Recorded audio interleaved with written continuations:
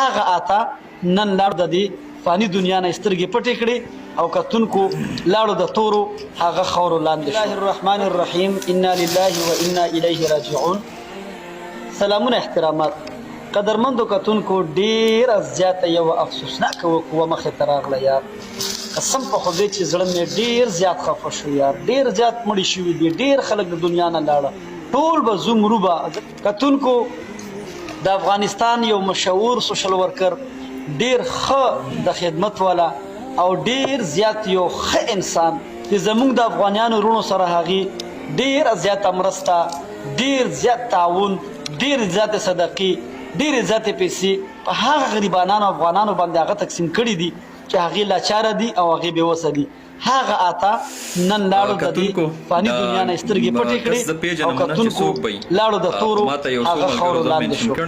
خپل لایک، د خپل فالو، د خپل ویورشپ دپاره آیا موږ به دې حد ته راځو چې یو داسې انسان چې ټوله دنیا په هغه باندې دردېږي، یو داسې انسان چې ټولې دنیا ته خدمت کړی دی، ټوله دنیا کې هغه مینهوال لري، ټوله دنیا هغه ته دوا کوي، داسې انسان به موږ د خپل ویورشپ دپاره وجنو.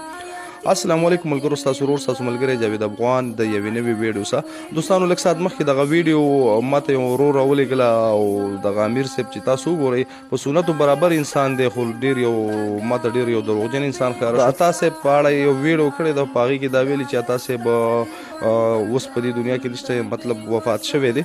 نو داسې یو څه دروغ یې ویلي. الحمدلله موږ د عطا صاحب سره رابطه وکړه، عطا صاحب روغ جوړ دی، داسې څه خبره نشته دی. قدرمندو، تاسو دغه سړي ویډیو ته لاړ شئ، ډېر غلط کمنټونه دغه ته روان دي.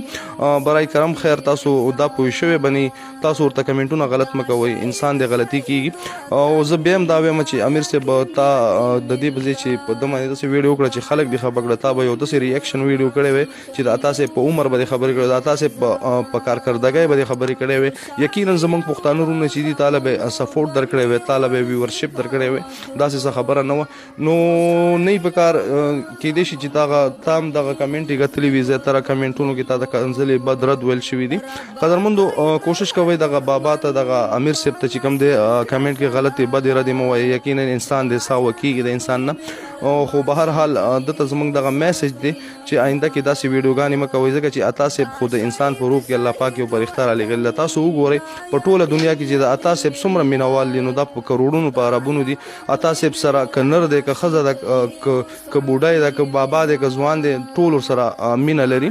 یقینا عطا صاحب داسې یو انسان دی چې تل د انسانیت خدمت کړی دی، د انسانانو خدمت علاوه د حیواناتو خدمت هم هغه کړی دی. نو که زما دغه میسج دغه بابا ګتلی وي، دغه امیر صاحب ګتلی وي، نو یقینا د دې نه بعد به داسې غلط حرکت نه کوي. قدرمندو، هیله درنه کومه چې دغه امیر صاحب ته تاسو په کمنټ کې بد رد مه وایئ، انسان دی غلطي کېږي.